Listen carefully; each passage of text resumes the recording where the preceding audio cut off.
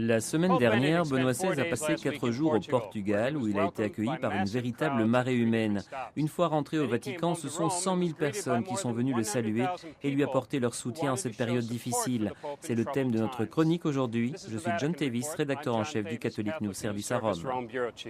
Et moi, je suis Carole Glatz, correspondante du CNS à Rome. La visite du pape au Portugal tournait autour de Fatima, la petite ville où la Vierge est apparue à 3 petits bergers en 1917. Jean-Paul II était convaincu que le message de Fatima et ses 3 secrets avaient un lien direct avec sa vie.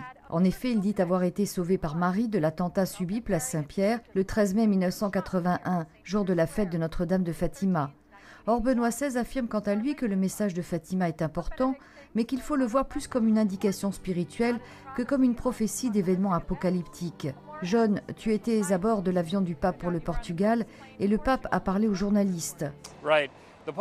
Oui, effectivement, le pape a répondu aux questions de journalistes dont une était plutôt insolite. On lui a demandé s'il y avait un lien entre la crise des abus sexuels et le 3e secret de Fatima. Sa réponse a pour ainsi dire été oui. Marie à Fatima avait en effet annoncé une période de terrible souffrance pour l'Église qui, dans le cas présent, a été causée par les péchés de ses membres. Il a dit que ceci est l'exemple terrifiant d'une persécution contre l'Église qui se vérifie non à l'extérieur mais en son sein. Le pape nous a tous surpris. Nous pensions qu'il aurait profité de ce voyage au Portugal pour mettre un peu de côté l'histoire des abus sexuels du clergé, alors qu'il l'a inséré dans les messages de Fatima.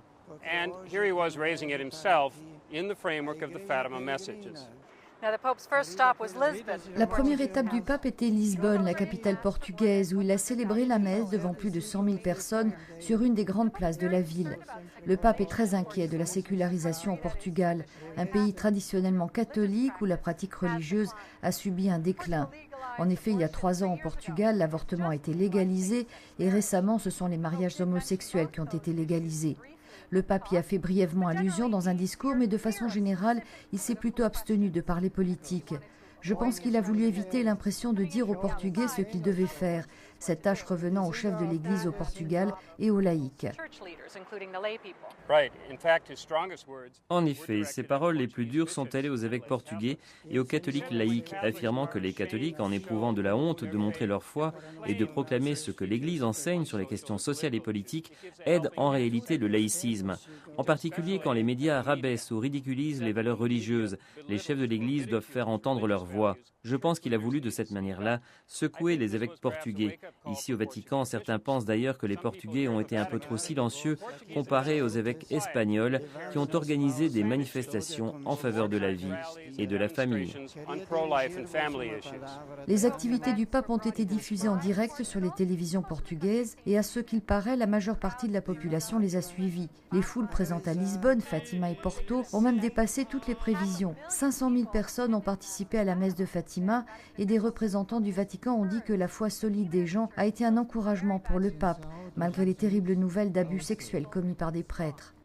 Ici à Rome, ce sont par contre 120 000 catholiques qui se sont donné rendez-vous dimanche dernier pour montrer leur solidarité au pape concernant ces abus sexuels. Beaucoup d'entre eux jugeaient injustes les critiques proférées contre le pape ces dernières semaines.